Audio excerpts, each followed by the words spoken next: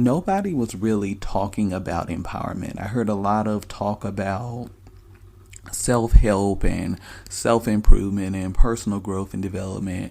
And so I came on the scene with this self empowerment type of message, and I didn't know how it was going to be taken because I began to talk about decision making and taking responsibility for your life. And it was very different from anything I was hearing in the industry because everybody was very inspirational and motivational, but they were not really giving people this critical piece of empowerment that I felt was so important.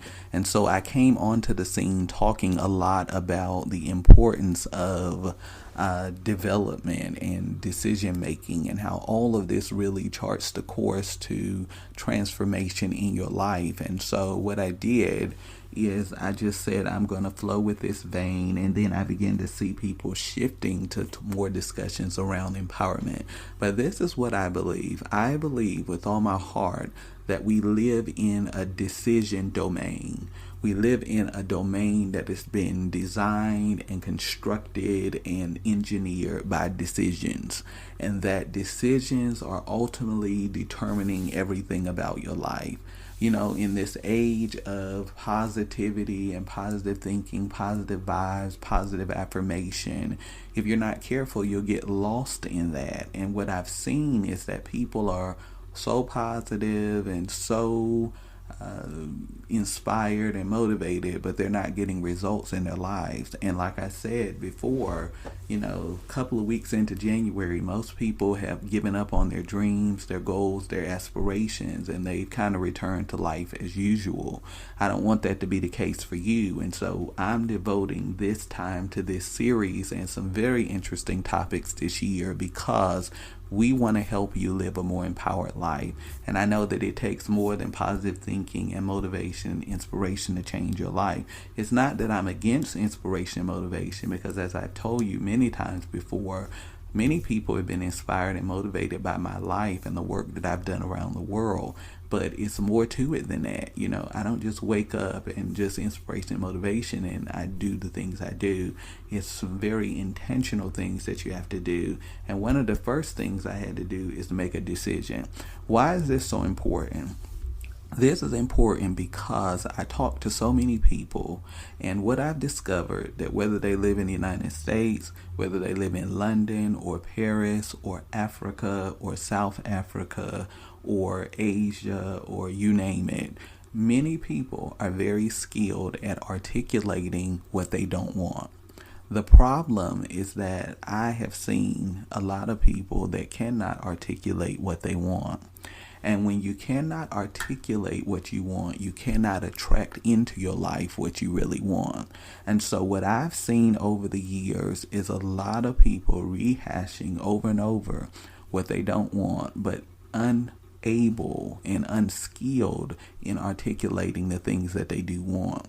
And so you have to first of all decide, what do you want for your life? Nobody else can decide it for you. Nobody else can do it for you. This is something that you have to take the time to get clear about. And I want to challenge you while it's still early in the year to decide what you really want this year. What do you want for 2022? What do you want this cycle to look like? What do you want to accomplish in this cycle? I believe with all my heart that it is so vitally important that you make a quality decision to do the things necessary to move your life out of neutrality and into overdrive. This is the year to make the shifts, the pivots, the turns that will move you from where you are to where it is that you want to be. And so today we're delving into conscious decision making. It's not enough just to make decisions, but you have to make conscious decisions. Now, let me tell you why I say this. A lot of people are living their lives on autopilot. There's nothing wrong with living on autopilot, but let me delve deeper into why I say that people are living their lives on autopilot. What I've discovered is that most people are trying to live their lives off of inspiration and motivation. I don't live my life out off of inspiration, motivation, because let me have a straight talk with you. There are going to be days that you get up, you don't feel inspired, you don't feel motivated, you don't feel empowered, you don't even feel like getting out of the bed. There are days that you're going to face the winds of adversity are going to beat across your life so vehemently that you're going to question, are you even doing what you were created and destined to do? What's happening to your life? Why does it feel like everything is crumbling around you into a million pieces? I could even go deeper, but I will get into a whole other discussion with that. And so what do you do on the off days? What do you do on the dark days? What do you do on the days where you feel discouraged and disempowered? Do you abandon your goals? Do you hide under the covers and say, I'll try this again tomorrow? No, you have to get up and keep going. And so the thing that distinguishes me from others is that I'm not just inspired and motivated, but I'm disciplined.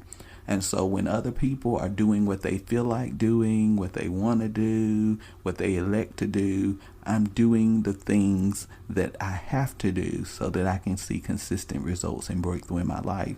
And so what people do, they scroll Facebook for 4 or 5 hours a day. They spend 6 hours binge watching Netflix. They are out with their friends. They're doing all of these different things. They're having fun, but they're not making progress in their lives, and they're not fulfilled because they know they're not really doing what they were created to do.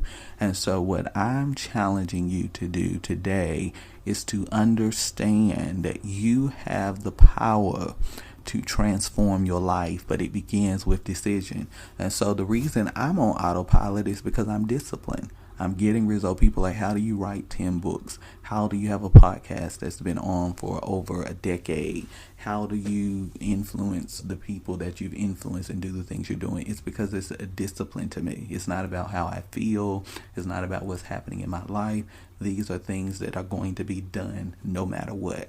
And you got to get to that point in your life where it's not about a good feeling or an inspiration or motivation, but it becomes a built-in, innate discipline for you that you act upon every single day of your life.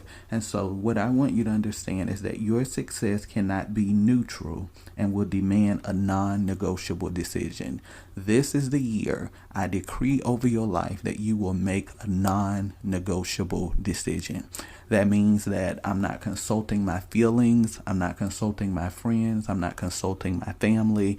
I'm consulting my potential. And I realize that if I want to manifest my future, I have to make a non-negotiable decision that these are the things that I'm going to do in order to change my life. And so this is the year that we got to go for it. We got to just stop saying I have potential. Potential dies every single day. So you got to do more than have potential. You got to begin to convert potential into power, and you do that through making non-negotiable decisions in your life.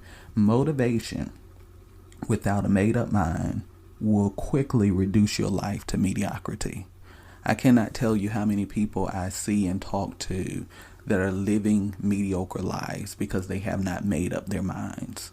You know, success is not something that you can achieve by being inconsistent. Success is the investment of your total being. You have to give your all to what it is that you want to do. So many people never go all in on success, and they wonder why they're not successful. You cannot have wholehearted results in your life with half-hearted commitments. Write that down. You cannot have wholehearted results with half-hearted commitments. What I see is people giving the bare minimum and expecting to see breakthroughs and shifts and all these great things happening in their lives. And the reality is that it just doesn't happen that way. You have to begin to develop the disciplines. You have to begin to develop the consistency and the staying power to see certain things manifest and become a reality in your life. This is what I tell people. Mediocrity is the shrines that we build to second-class living in our lives. Mediocrity is the shrine that we build to second-class living in our lives. You have to stop being okay with mediocrity. You have to stop accepting average. Whatever you are accepting is ultimately becoming the architect of your future. Write that down. Whatever you are accepting is ultimately becoming the architect and the author of your future. And so you got to stop accepting mediocrity. You got to stop being okay with minimal effort, minimal results, minimal breakthroughs. You have to want more for your life, and more will only manifest through a made up mind. You have to make up your mind that you want something different for your life, and then